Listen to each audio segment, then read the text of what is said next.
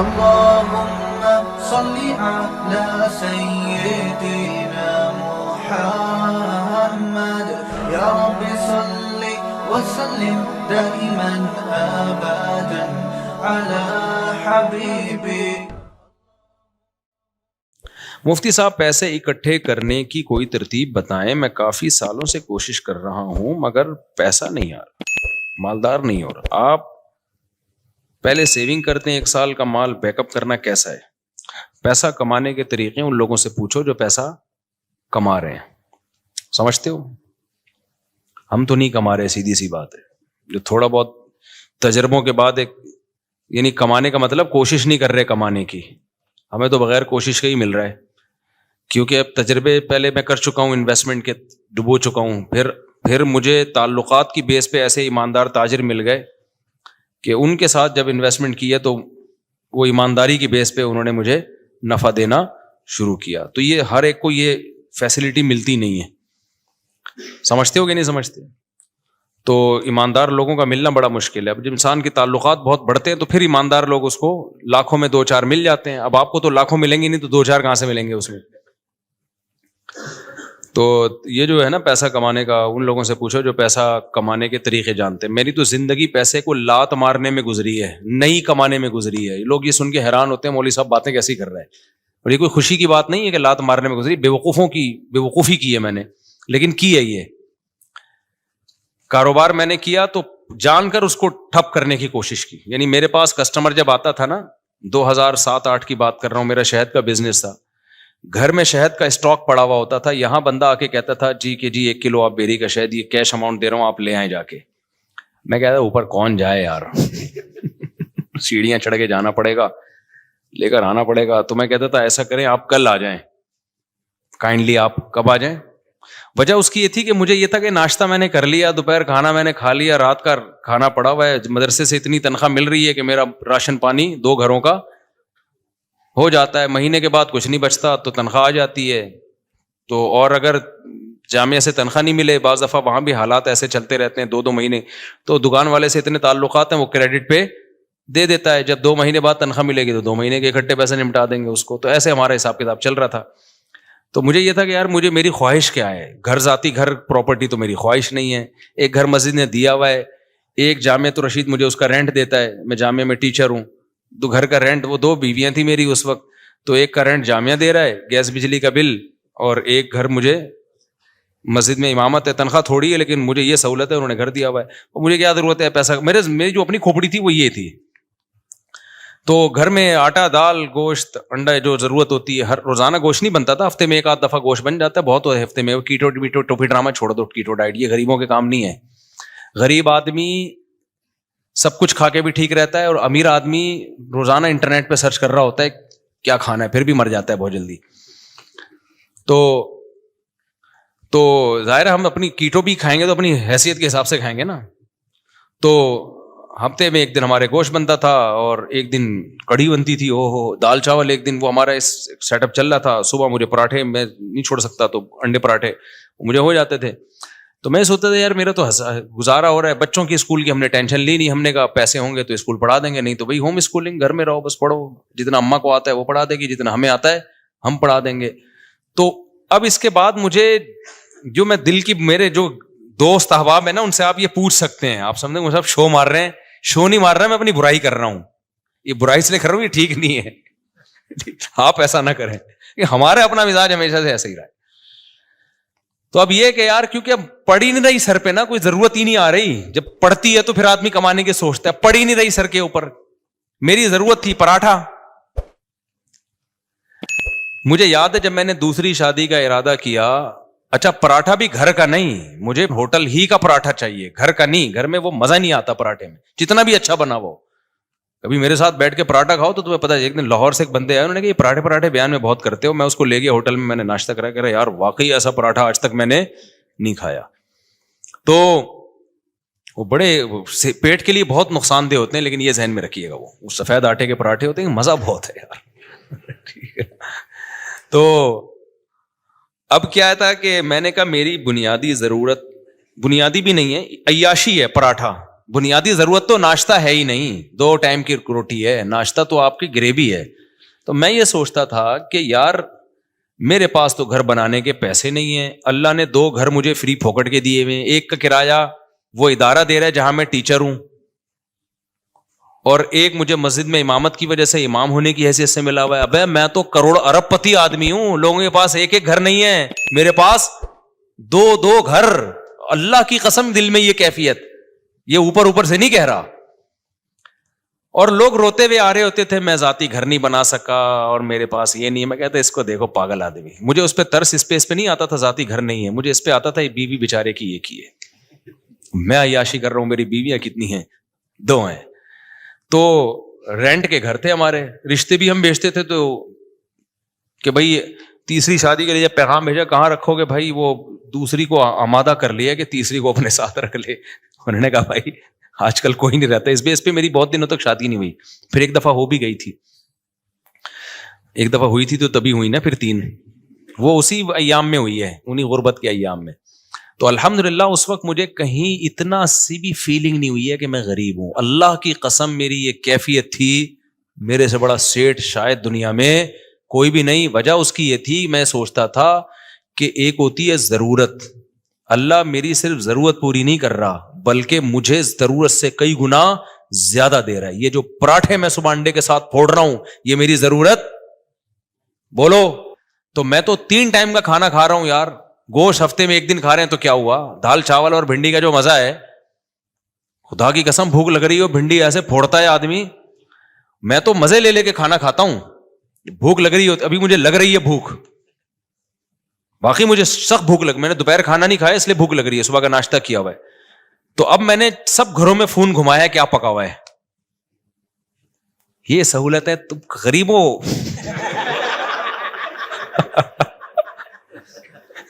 اب میرا تمہیں گالیاں دینے کا دل چاہ رہا ہے. ہم نے فوکس کیا شادیوں کو جو نیچرل ہے, تم فوکس کرتے ہو بحریہ ٹاؤن کو, گاڑیوں کو, یہ نیچرل تھوڑی ہے یار. جو نیچرل لذتیں ہیں وہ تو بیوی اور بچوں میں ہیں, سمجھتے ہو کہ نہیں سمجھتے؟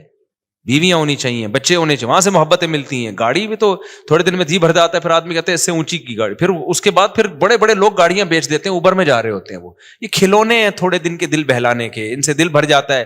نہ بیویوں سے دل بھرتا ہے نہ بچوں سے دل بھرتا ہے, یہ تو نیچرل ہے نا. پراٹھے سے دل بھرتا ہے, کبھی روٹی سے دل بھرا کسی کا؟ 1 دن کھائی 2 دن کھائی, اب میں نہیں روٹی کھا رہا, اب پھر بھوک لگے گی پھر روٹی کھانے کا دل, یہ نیچرل ہے. تو ہم شروع سے کوشش کرتے ہیں نیچر پہ رہیں بھائی, نیچر پہ رہیں. تو یہ تو بچکانا باتیں ہیں, گاڑی بنگلہ بحریہ ٹاؤن, پیسہ بہت دے دیا تو بنا لو, نہیں ہے تو یہ کوئی تھوڑی فضول چیزیں یار. دیواروں اینٹوں سے, میں نے تو اپنی زندگی میں ایسے ایسے لوگوں کو دیکھا اربوں روپے لگا کے انہوں نے شیش محل بنایا, اتنا بہترین گھر, خدا کی قسم رہنا نصیب نہیں ہوا. جس دن گھر تیار ہوا ہارٹ اٹیک ہوا, مر گئے. کاش وہ اربوں روپے لگا کے اپنی صحت کا خیال کر لیتے یا کچھ اور کر لیتے. تو وہ بچے بھی پھر وہ فری پھوکٹ کے پیسہ نا بیچ باچ کے کھا رہے ہوتے ہیں, عیاشیوں میں اڑا رہے ہوتے ہیں. تو اس لیے ابھی جو ہے وہ میں نے گھروں میں فون گھمایا تو شلجم اور جو ہے گوشت کا شوربہ کہیں نہیں پکا ہوا تھا. تو گارڈوں سے میں نے پوچھا تم لوگوں نے کیا پکایا, انہوں نے کہا شلجم گوشت. میں نے کہا ہم آپ کے ساتھ کھانا کھائیں گے آج. شلجم گوشت شوربے والا تازہ, ایسا مزہ آتا ہے یار. بڑے گوشت میں نا شلجم ڈال دو, سبزی ڈال کے پکاؤ, بڑا مزہ. تو اتنی خدا کی قسم یہ لذیذ نعمتیں اللہ, بھوک لگ رہی ہو, اچار ہو, دال چاول ہو, کڑی پتے والی, آپ کو لگ نہیں رہی نا, اس لیے آپ کو مزہ نہیں آ رہا. ابھی سموسے کھا کے بیٹھے ہوگے آپ چائے کے ساتھ. جس کو بھوک لگ رہی ہو نا اس کو یہ میری باتوں کو وہ انجوائے کرے گا. مجھے چونکہ لگ رہی ہے, باتوں میں مزہ آتا ہے. یہ نیچرل لذتیں ہیں جن کو یہ مل رہی ہیں, بس وہ عیاشیوں میں ہے بھائی. کیا کرنا ہے ایسی دولت کا, نہ کچھ کھا سکتا ہے نہ. اکثر مالدار ہم نے دیکھے ہیں, ایک آدھ بچہ ان کا, وہی بچہ خراب نکلا, وہی ٹینشن دے رہا ہے, زندگی عذاب بن گئی ان کی. شروع میں پیسے سے برگر اتنے کھا لیے کہ اب کچھ کھانے کے قابل نہیں بچے, اتنا وزن بڑھ گیا ان کا, کھا ہی نہیں سکتے. پراٹھے کا نام سن کے بے ہوش ہو جاتے ہیں وہ. تو سب سے بڑی نعمت صحت ہے, بیوی بچے ہیں, اور سر چھپانے کے لیے جگہ مل جائے, بے شک وہ کرائے ہی کی کیوں نہ ہو. تو میں کہتا یار لوگوں کے پاس ایک جگہ, میرے پاس کتنی ہے, حالانکہ میرا ان میں سے ایک بھی نہیں. مسجد والے جب امامت سے نکالے تو گھر بھی گیا, کیا خیال ہے؟ تو اور ایک کا کرایہ جامع رشید دے رہا تھا, وہ بھی کرایہ دے رہا تھا, تو انہوں نے کہا لے لو, اور وہ بھی ایک مخصوص کرایہ تھا. تو مجھے لگا کہ یار میرے لیے اتنا بہت ہے, 2 کمروں کا گھر لیا ہوا تھا میں نے. ایک دفعہ ایک صاحب آئے ہمارے گھر, دیکھے 2 کمروں کا گھر ہے, انہوں نے کہا یار مفتی صاحب ممبر پہ باتیں اتنی بڑی بڑی, یہ گھر ہے ٹوٹل؟ میں نے کہا جتنی بڑی باتیں اس سے بڑا اللہ نے گھر دیا ہے ہمیں الحمدللہ. 2 کمرے, میری ضرورت اس سے پوری ہو رہی ہے. اس وقت میرے 16 بچے تھوڑی تھے, 2 بچے تھے, تو 2 کمرے بہت ہیں, اس کے بہت ہیں 2 کمرے, رہ لیتے ہیں. ایک واش روم ہے, کچن ہے, تھوڑے بہت. بس ایک چیز کی مجھے ٹینشن تھی, دھوپ نہیں ہے اس میں, ہوا بھی تھی, دھوپ نہیں ہے, تو وہ ایک ٹینشن تھی. تو میں کہتا تھا یار اللہ نے ساری عیاشیاں دی ہوئی ہیں, تو ایک تھوڑی سی اگر ٹینشن دے دی تو کیا ہے, دھوپ کا انتظام نہیں ہے, کیونکہ سن لائٹ میرے لیے, میں نہیں بغیر دھوپ کے بغیر گزارا ہوتا. تو پھر وہ یہ بڑی ایک ٹینشن ہوتی ہے انسان کو. خیر, تو میں جب دوسری کی سوچ رہا تھا نا, تو میں ناشتے نہیں مجھ سے چھوٹ رہے تھے ہوٹل کے جو خاص قسم کا پراٹھا. تو مجھے یاد ہے میں نے اپنے دوست کے ساتھ پلاننگ کی, یار میں اب دوسری شادی کر رہا ہوں, میرا خرچہ بڑھے گا, مجھے یہ ہوٹل کا پراٹھا چھوڑنا پڑے گا. آپ اندازہ لگا رہے ہو غربت کا. لیکن میں غریب نہ اس وقت سمجھتا تھا نہ اب, اور حقیقت ہے ہم کہاں خسے غریب ہیں بھائی. میں نے کہا یار یہ مجھے قربانی دینی پڑے گی, کیونکہ اب میرے خرچے ڈبل ہو جائیں گے. تو مجھے اب یہاں سے کیا کرنا ہے, یہ عیاشی جو ہے نا, عیاشی پٹھان ہوٹل کے جا کے پراٹھے پھوڑ, یہ عیاشی مجھے چھوڑنی پڑے گی. لیکن اللہ کی قدرت ایسی ہوئی کہ وہ بھی نہیں چھوڑنی پڑی. آپ جیسے جیسے شادی کرتے ہیں, بچے ہوتے ہیں, آپ کی سورس آف انکم بڑھتی چلی جاتی ہے, کم نہیں ہوتی ہے, تو کم ہوتی نہیں ہے کسی قیمت. اب میری سورس آف انکم پھر کہاں سے, آسمان سے پیسے برسنا شروع ہوئے.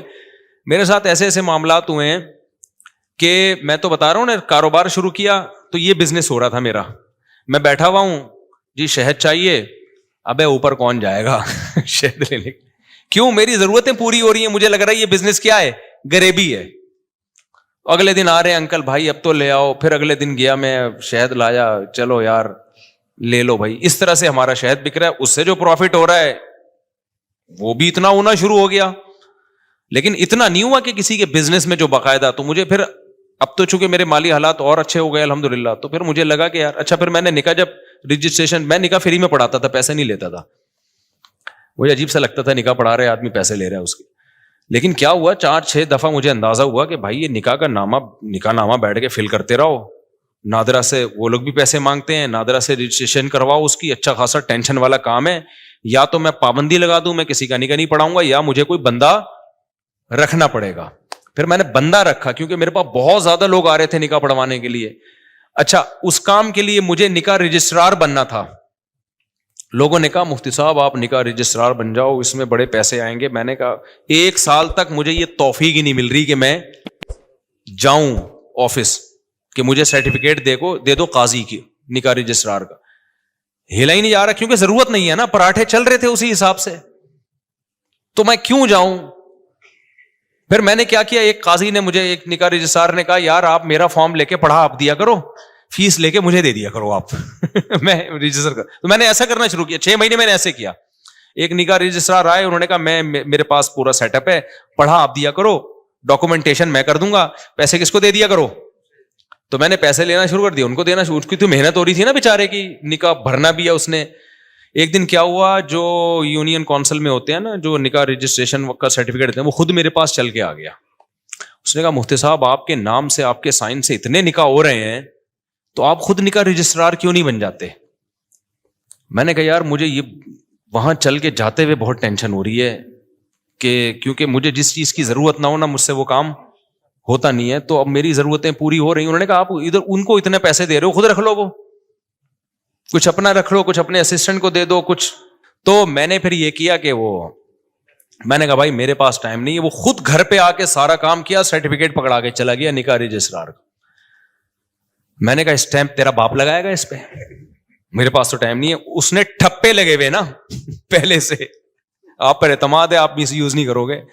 پھر میں نے ایک اسسٹنٹ رکھا, میں نے کہا نکاح کہ ساری ڈاکومنٹیشن تیرے ذمے ہے, تو میں فیس لے رہا ہوں ان کو دینے کے لیے, پھر ظاہر ہے مجھے بھی بچتی ہے. تو اب اتنا بھی استغنا ٹھیک نہیں ہے نا, اتنا بھی شو مارنا ٹھیک نہیں ہے کہ جب کچھ ہو ہی نہیں رہا تو پھر جو رزق آ رہا ہے تو آنے دو. پھر ہم نے اس کی ایک فیس رکھ دی, ہم نے کہا ٹھیک ہے بھائی اتنا تیرا, اتنا ٹائم تو لگ رہا ہے نا. تو یہاں جا کے پھر وہ اتنے نکاح آنے شروع ہو گئے کہ انڈے پراٹھوں سے ہم تھوڑا آگے, ہم نے کہا فری پھوکڑ کا آ رہا ہے بھائی. اچھا خیر, پھر بھی اتنی فیس نہیں ہے جتنی لوگ لے رہے ہیں. میں اپنے نام کی فیس لینا چاہوں نا, جو اللہ نے ٹوٹی پھوٹی ہم جیسے نالائقوں کو شہرت دے دی, تو اس اسٹیج پہ پہنچنے کے بعد قاضی کی فیس 1.5 لاکھ 2 لاکھ ہوتی ہے. ہماری فیس اس سال 10,000 ہوئی ہے, سمجھ رہے ہو, اور اس میں بھی لوگوں کو کہا ہوا ہے کہ کوئی بھی ایک دفعہ کہہ دے کہ میرے پاس نہیں ہے تو دوبارہ اس سے پوچھنے کی ضرورت نہیں ہے. یہ نہیں اس کے کہ تو آئی فون لے کے کیسے گھوم رہا ہے جب تو کم بخت 10,000 نہیں دے سکتا, یہ تیرے پاس یہ موبائل کہاں سے, یہ نہیں. اس کو میں نے اسسٹنٹ کو بتایا ہے, جو ایک دفعہ کہہ دینا کہ نہیں دے سکتا دوبارہ پوچھنے کی ضرورت بولو نہیں ہے, فری میں پڑھائیں گے. تو فری میں بہت سارے نکاح پڑھاتا ہوں, اور تعلق والوں سے تو کوئی ایک روپیہ بھی نہیں ہوتا, بلکہ اسسٹنٹ کو اپنی جیب سے دے رہا ہوتا ہوں کہ یار تیری محنت تو لگ رہی, نادرا میں تو خرچہ ہو رہا ہے نا, مجھ سے لے لینا پیسے. وہ سمجھ میں نہیں آ رہی میرا خیال ہے بات. تو ہم نے تو پوری زندگی کوشش کی ہے نالائقی میں پیسے کو لات مارنے کی. یہ شادیاں بچوں ہی کی برکت ہے جو اللہ کھلائے. اللہ نے مجھے زندہ رکھا ہوا اب تک اس لیے تاکہ 15 سال پہلے جو میرے ساتھ دوست تھے نا, جو کہتے تھے تم شادیاں کر رہے ہو, پیسہ ہے نہیں تمہارے پاس, بھوک سے مرو گے, تو اللہ نے مجھے اب تک زندہ اس لیے رکھا ہوا ہے یہ بتانے کے لیے کہ ان کو بتا دینا کہ اس بچوں کی سپیڈ بھی کم نہیں ہوئی ہے, شادیوں کی سپیڈ میں بھی کوئی کمی نہیں آئی ہے, اور اللہ کیسے کھلا رہا ہے کیسے پلا رہا ہے. ایک اہل حدیث دوست نے میرے 2010 یا 11 میں مجھ سے ملنے کے لیے آئے تھے, اتنی بڑی داڑھی ان کی, لال نا کلر, وہ مہندی لگائی بھی انہوں نے. میری 4 شادیوں والی کتاب پڑھی انہوں نے. ابھی میرا کل ان سے فون پہ, پرسوں ان سے فون پہ بات ہوئی ہے, اس لیے میں یہ واقعہ سنا رہا ہوں. وہ آئے, کہتے ہیں آپ نے کیا کتاب لکھی ہے مفتی صاحب. اچھا, انہوں نے میرے حالات دیکھے, میری پھٹپٹی, انہوں نے مجھے اپنے گھر میں دعوت کی. انہوں نے کہا یار میں نے ایسی کتاب آج تک نہیں پڑھی. بڑے متاثر تھے. یہ وہی ہے جن کو تبلیغ میں نہیں میں نے بتایا تھا کہ وہ سارے فرقوں میں دھکے کھا کے آخر میں گئے تبلیغ میں, وہ یہ وہی ہیں, بروہی ہیں, بروہی. تو بلوچستان سے ان کا تعلق ہے. انہوں نے میری گھر میں دعوت کی, میں اپنی پھٹپٹی پہ گیا. اچھا, اس وقت بھی ہمارا ہم پھٹپٹی کو سمجھ رہے تھے لینڈ کروزر ہے ہماری, غربت کا تو اس وقت بھی احساس نہیں تھا, کیونکہ بھائی لوگوں کے پاس یہ بھی نہیں ہوتی یار. تو ہم تو پھٹپٹی بھی جا رہے ہیں, ٹرن کر کے پہنچ گئے. مجھے یہ خوشی ہوتی تھی کہ اس کے پیسے میرے پاس ہیں الحمدللہ, میں پیٹرول ڈال سکتا ہوں اپنے خرچے پہ. تو ان کا پرسوں فون آیا, انہوں نے کہا مفتی صاحب مجھے آپ کا وہ زمانہ یاد ہے, اور کہتے ہیں میں آپ کا ہر جگہ دفاع کرتا ہوں, ہر جگہ دفاع کرتا ہوں, کہ اس آدمی نے اس وقت یہ بات کہی تھی کہ پیسہ مت دیکھو, شادیاں کرو, نسل مت روکو. کہہ رہے اب لوگ نا آپ کی ریووں پہ اعتراض کرتے ہیں, یہ مفتی ریووں میں گھوم رہا ہے, یہ مفتی امریکہ جا رہا ہے, یہ مفتی جاپان جا رہا ہے, یہ مفتی سوئٹزرلینڈ جا رہا ہے, یہ مفتی یہ وہ. بھائی جب ظاہر ہے نوٹ آئیں گے تو شادیاں تو ہوں گی. کہہ رہا ہے میں ہر ایک کے ساتھ سامنے دفاع کرتا ہوں کہ میں اس مفتی کو جتنا جانتا ہوں آپ لوگ نہیں جانتے. اس مفتی کے پاس بچے پہلے آئے ہیں, بیویاں پہلے آئی ہیں, ریوو, اور ابھی تک یہ ریوو میری نہیں ہے, کرائے پہ ہے. اچھا, یہ ویسی راز کی بات بتا دوں, لیکن ہم اس کو کیا سمجھتے ہیں, یہ بینک سے لیوے تو رینٹ دینا پڑتا ہے تو. لیکن بھائی ہمیں اس سے کیا میری ہے یا رینٹ کی ہے تو اسٹیئرنگ کس کے کنٹرول میں ہے, میرے کنٹرول, میری ہے بس. کرائے کا گھر ہے, اگر چابی اس کی میرے پاس ہے تو کس کا گھر ہے وہ, مالک مکان میری پرمیشن کے بغیر نہیں گھس سکتا گھر میں. آئے نا اگر بولو تو کیوں آ رہا ہے بھائی, تو میرا گھر ہے. تو اتنا کافی ہے میرا ہونے کے لیے, اس سے زیادہ کی ہوس مت کرو. پھر بہت پیسہ اللہ نے دے دیا تو ٹھیک ہے. اب مجھے گارڈننگ کا بہت شوق تھا, میرے پاس تو زمین ہی نہیں تھی سبزیاں اگانے کے لیے. تو اب ایک ہے تو گورنمنٹ ہی کی زمین ہی ہے, لیکن کسی کام کی نہیں ہے, تو ہم نے یہاں پودے لگانا شروع کر دیے. جب تک کوئی چھیڑ نہیں رہا تو ہم اپنی سمجھ رہے ہیں. ابھی میں نے اس کا ولاگ بھی بنایا ہے, لوگ سمجھ رہے ہیں مصطفیٰ کے پاس بڑا ایریا زبردست, حالانکہ وہ گورنمنٹ کی زمین ہے. لیکن مجھے اس سے کیا کرنا, جب وہ میرے کام میں سبزی اگا کے مجھے دے رہی ہے, میرے ٹماٹر کا شوق پورا کر رہی ہے, میری بھنڈی کا شوق پورا کر رہی ہے, تو ابے اپنی بھی تو یہی کرتی ہے. اس میں گورنمنٹ تو خوشی ہوگی, اچھا کسی کام میں آ رہی ہے. یہ جو نرسری والے ہوتے ہیں یہ تو فٹ پاتھوں پہ لگا رہے ہوتے ہیں نا, یہ جو فٹ پاتھ پہ نہیں, وہ جو بیچ میں روڈ کے بیچ میں جگہ ہوتے ہیں, گورنمنٹ تو چاہتی ہے اچھا ہے گرینری ہوگی, تو بس وہ اپنی سمجھو اس کو یار تم. تو مجھے کیا کرنا ہے کہ کاغذ میں میرے نام ہو. بھائی جو چیز میرے استعمال میں ہے وہ کس کی ہے. آپ نے پراٹھا اپنے خرچوں سے خرید کے مجھے اس میں شریک کر لیا, تو یہ پراٹھا کس کا ہے, میرا ہے. مزہ وہی آئے گا اس میں. اب میں نے چونکہ اپنے پیسوں سے نہیں خریدا. ابے تو بے وقوف آدمی ہے, تو کسی اور کے پیسوں سے اگر تجھے پراٹھا کھلا رہا ہے, اور تیرا دوست ہے, کوئی بھیکاری بن کے نہیں کھلا رہا, کوئی ایسا نہیں کوئی بات میں تجھے تانے دے رہا ہو, تو تمہیں تو نوالا پیٹ میں جا رہا ہے نا, تمہاری تو بنیادی ضرورتیں پوری ہو رہی ہیں, اب تمہارے خرچے پہ ہوں کسی اور کے خرچے پہ ہو, تمہیں آم کھانے سے مطلب ہے, تمہیں پیڑ گننے سے مطلب نہیں ہونا چاہیے. تو میرے رب کے مجھ پر احسانات ہیں, جب میں پیدا ہوا تو مجھے ماں بھی ملی محبت والی, باپ بھی ملا محبت والا, بہن بھائی کی نعمت ملی, ابا اماں کھلاتے رہے, اس وقت میرے خرچے پہ نہیں ابا کے خرچے پہ ہم کھاتے رہے, ہمیں کھانے سے مطلب تھا. اللہ نے ہمیں گھر کی چھت بھی دی, ابا کے گھر تھا وہ, میرا گھر نہیں تھا, تو مجھے اس سے کیا غرض کہ مجھے تو گھر مل گیا نا جو میری ضرورت ہے. پھر جب ہماری شادی ہوئی, دوسری جب ہوئی, تو دھکے مار کے گھر سے نکالنے کی کوشش سے پہلے ہی ہم نکل گئے. الحمدللہ ہمیں پتا تھا نکال دیا جائے گا, لیکن ہم پہلے ہی نکل گئے. تو لیکن نکالا نہیں ہے, دوسری زیادہ باتیں نہیں جا سکتی. خیر, تو اب کچھ باتیں آنے میں گھر والے بھی سن رہے ہوتے ہیں, وہ بھائی بھی بول رہے ہیں آپ کیا باتیں کر رہے ہیں. اچھا خیر, تو پھر مجھے ایک گھر کرائے پہ مل گیا, تو میری تو چھت, مجھے وہی چھت مل گئی الحمدللہ. پراٹھے اسی طرح سے چلتے رہے, کھانا پینا چلتا رہا, اب تک بھی چل رہا ہے. تو میں نے اس لیے کاروبار کو بدتمیزی کے ساتھ کاروبار کیا کہ کچھ ضرورت ہی نہیں پڑ رہی یار. کوئی مصیبت پڑے نا, بھوک لگ رہی ہے, مر رہے ہیں, تو پھر آدمی اخلاص سے کرتا ہے. تو ہماری مہینے کے اینڈ کے بعد نہیں, مجھے اگلے مہینے کی پہلی تاریخ کو میرے ساتھ کیا ہوگا یہ مجھے نہیں پتا ہوتا تھا. تو اب ایسے آدمی کے پاس اگر پیسہ آئے تو اس کا تو دماغ خراب ہو جائے گا کہ نہیں ہو جائے گا, جو اس زمانے کو بادشاہت والا زمانہ سمجھ رہا ہو. تو میرے پاس تو اگر ریوو آ گئی تو میں تو کہہ رہا ہوں یار, میں تو پٹپٹی کو سمجھتا تھا کیا یہ جو نہیں ہوتی دھکے والی پٹپٹی. پھر ہمارے پاس جب پیسہ آیا تو ہم نے پھر وہ GTO 110 بھی خریدی. ایسا نہیں ہے کہ وہ پٹپٹ بھی گھومتے رہے. تو جب یہ تو پھر تو اس لیے ہم لوگوں کے مسائل غربت نہیں ہے, ناشکری ہے. آپ نے ایک فرض کیا ہوا ہے کہ میں نے اس لیول تک جانا ہے. میں نے ابے کیوں فرض کر کے بیٹھا ہوا ہے, تو محنت ضرور کر, اللہ دے دے ٹھیک ہے, نہیں دے تو جو ہے اس پہ سمجھو کہ بہت دیا اللہ نے ہمیں. اور اس سے انسان کی صحت اچھی ہوتی ہے, خوش رہتا ہے تو اور اچھی ہو جاتی ہے صحت, ہر چیز کو انجوائے کرتا ہے. اور جو آدمی بیچارہ دولت کی ٹینشن لے کے بیٹھا, وہ کمبخت دولت بھی اس کے کام کی نہیں ہوتی, اس کو ہر وقت ٹینشنیں کھائی جا رہی ہوتی ہیں. تو خوش رہنا سیکھو بھائی. خوش وہی رہے گا جو کہے گا میرے پاس میری حیثیت سے زیادہ اللہ نے مجھے دیا ہے. جو یہ جس کے دماغ میں کانسیپٹ آ گیا نا, تو وہ خوش رہے گا. اور جو یہ سمجھنے لگا کہ میری ضرورت اتنی ہے, اللہ دے کم رہا ہے مجھے, تو پھر ٹینشن میں جاؤ گے. تو پراپرٹی کو ٹینشن نہ بناؤ, ذاتی گاڑی کو ٹینشن, بولو پیسہ کمانا نہ چھوڑ دو, پہلے ہی مرے ہوئے لوگ ہیں اور مر جائیں گے. ایسا نہ ہو میری موٹیویشن سے آپ سمجھے پیسہ, غریب لوگ ہیں, ملک کا بیڑا غرق ہو رہا ہے. لوگوں کے پاس پیسہ آئے گا تو ملک کو بھی فائدہ. اور پیسہ کوشش کرو ڈالر میں کماؤ, پاکستانی کرنسی میں پیسہ کمانے کا زکات دینی چاہیے ایسے آدمی کو جو یعنی کرنسی میں پیسہ کما رہا ہے. تو پیسہ کماؤ ڈالر میں. ہم تو لوگوں کو ترغیب دیتے ہیں باہر سے پیسہ لے کر آؤ. تبھی میں لوگوں کو کہتا ہوں یوٹیوب چینل بناؤ, ولاگنگ کرو, کچھ بھی کرو. ابھی تو میرا ایونٹ تو اسلام آباد میں یہی تو ترغیب دینے کے لیے تھا کہ یہ جو یوٹیوب ہے نا, بہترین جو یوٹیوب کی ارننگ کے جو حرام ہونے کے لوگ کہتے ہیں نا حرام ہے, اس کو تو میں کئی دفعہ دلائل دے چکا ہوں. لوگ کہتے ہیں احتیاط والے پہلو پر عمل کریں اگر حلال حرام میں بہتر. بھائی احتیاط والے پہلو پر اگر آپ عمل کر رہے ہو تو دوسری احتیاط چھوٹ رہی ہے. اب یہ جو یوٹیوب ہے, سوشل میڈیا ہے, یہ ریمیڈنس لانے کا ایک بہت بڑا ذریعہ ہے. اگر آپ اسی کو حرام قرار دے دیا, ایک تو خالص حرام ہے, وہ تو کبھی بھی حلال نہیں ہو سکتا. لیکن اگر گنجائش کا پہلو نکل رہا ہے تو لوگوں کو دینا چاہیے, اس لیے کہ ریمیڈنس جتنا زیادہ ملک میں ابھی آئے گا وہ یوٹیوب فیس بک کے ذریعے آئے گا. جتنا اس کے ذریعے آ رہا ہے کسی اور ذریعے سے نہیں آ رہا. اس سے آپ کا ملک تھوڑا سا تو اسٹیبل ہوگا نا, آپ کا کنٹری.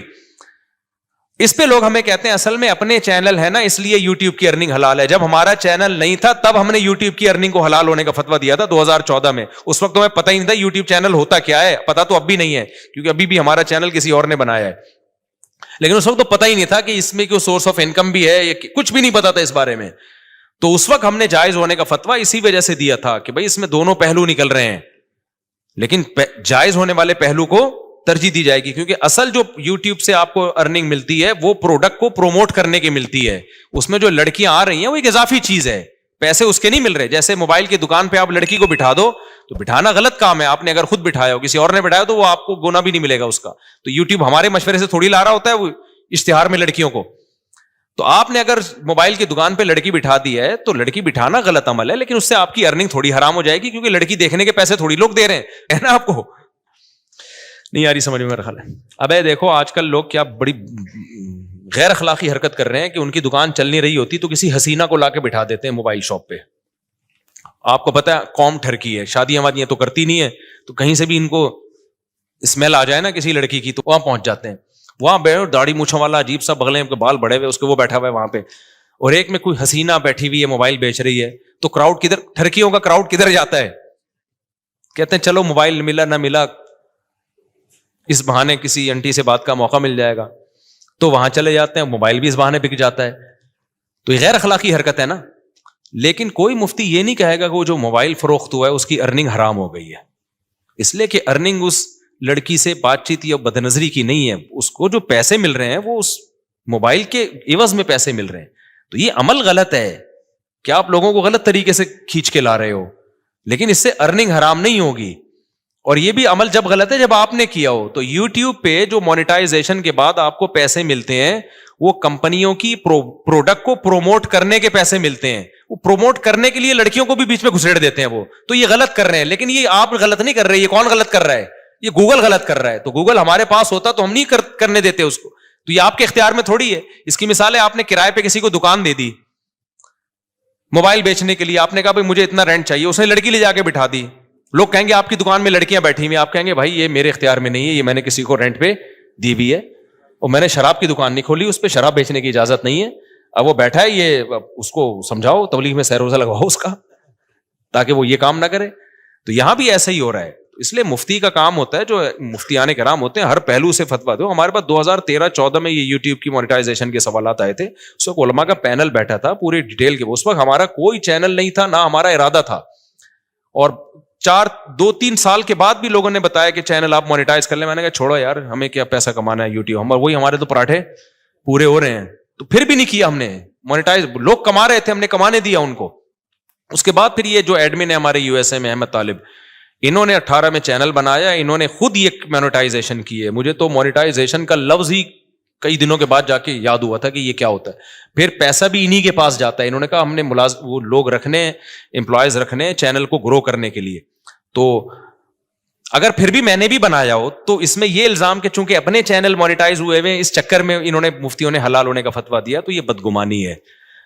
یعنی مولویوں کو کسی حال میں جو, اگر ہم حرام ہونے کا فتویٰ دیتے ہیں نا, تو پتہ ہے لوگ کیا کہتے ہیں, اب یہ ان کو تو کیا, ان کی تو چارج, ان کے تو نکاح پڑھا کے پیسے آ رہے ہیں نا, ان کے تو ہدیے نذرانے مل رہے ہیں, قوم جائے بھاڑ میں, ان کو بس حلال حرام کی. تو وہ لوگ یہ باتیں کرتے, حلال ہونے کا فتویٰ دیا, اصل میں اپنے چینل کھل گئے ہیں نا ان لوگوں کے, اس لیے یہ کر رہے ہیں. تو وہی ہے ملامتی فرقہ ہے مولوی تو کسی حال میں. اور کچھ مولوی ایسے ہوتے بھی ہیں, 2 نمبر بھی ہوتے ہیں, لیکن ہمارے ہاں جو فتویٰ دیا گیا ہے وہ اس کسی لالچ کی بیس پہ نہیں دیا گیا. اور میں اور مزید آپ کو ایک احتیاط, ہم نے فتویٰ دیا اس کی مونیٹائزیشن کے جواز کا, لیکن جب ہمارے ایڈمن احمد بھائی نے میرے چینل کو مونیٹائز کیا ہے نا, تو میں نے کہا اس میں دوسرے علماء سے بھی فتویٰ لوں گا, اپنے بارے میں میں اور احتیاط کروں گا. ہم نے دوسروں کو تو جواز کا فتویٰ دیا ہے, لیکن اپنے بارے میں اپنی فتوے پر عمل کروں نہ. تو جو ایکسپرٹ مفتیان کرام ہیں, جو مجھ سے بھی زیادہ ایکسپرٹ ہیں, آدھا 1-1 گھنٹہ میں نے بیٹھ کے ان سے پھر اس پہ ڈسکشن کی ہے کہ بھائی اور بھی جتنے پہلوؤں کے لحاظ سے اس پہ غور کیا جا سکتا ہے. تو یہ بات کہاں سے چلی تھی, تو یہ مجھ سے پوچھ رہے ہیں کہ پیسہ کمانے کا طریقہ. تو میرے پاس تو ایک ہی طریقہ ہے, شادیاں کرو, بچے اسپیڈ سے پیدا کرو, جب ضرورت بڑھے گی تو رزق کے دروازے بھی بڑھ جائیں گے. لیکن ایسا ہے نہیں, بچے بھی اسپیڈ سے پیدا کرو, رزق کمانے کی کوشش بھی کرو. آپشنل ہمارے ساتھ ایسا ہو گیا کہ ہم نے رزق کو لات ماری پھر بھی رزق آ گیا, لیکن اللہ کا قانون یہ نہیں ہے. قانون اللہ کا یہ ہے کہ آپ کو شادی بھی کرنی ہے اور کمانے کی فکر بھی.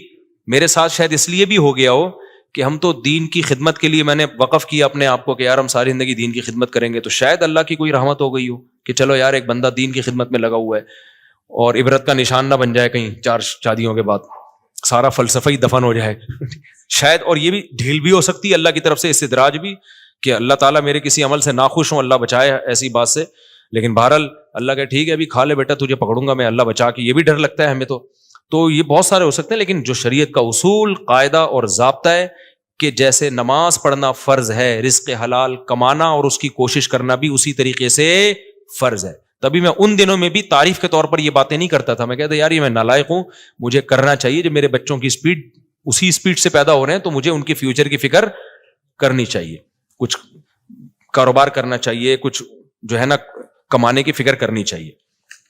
تو یہ فکر کرنا فرض ہے. ایسے توکل جائز نہیں ہے کہ ہاتھ پہ ہاتھ رکھ کے بیٹھے رہو کہ چیچو کے پراٹھے کا خرچہ پورا ہو رہا ہے, تو کل جب غربت آئی نا تو پھر بہت بڑی مصیبت کھڑی ہو جاتی ہے, چاروں بیویاں مل کے تمہیں چترول لگائیں گی پھر.